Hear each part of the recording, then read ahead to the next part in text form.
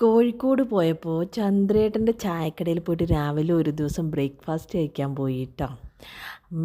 അതൊരു പ്രത്യേക ഒരു അനുഭവമായിരുന്നു കേട്ടോ.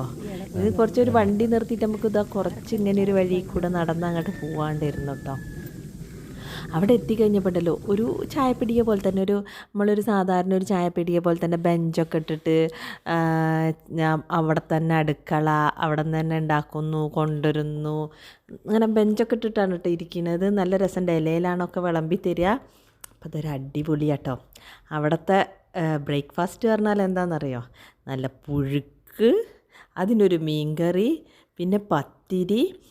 ഞങ്ങൾ ചെന്ന ദിവസം റാഗി പുട്ട്, പിന്നെ പൊരിച്ച പത്തിരി. നമ്മളെ സാധാരണ പത്തിരി ഉണ്ടായിരുന്നു, പൊരിച്ച പത്തിരി ഉണ്ടായിരുന്നു.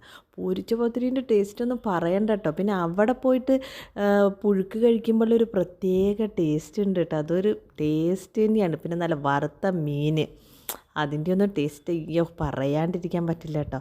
അപ്പോൾ കോഴിക്കോടുള്ളവർ പോവാത്തവരായിട്ടുള്ള ആൾക്കാർ ഒന്ന് പോയി ട്രൈ ചെയ്ത് നോക്കൂ കേട്ടോ.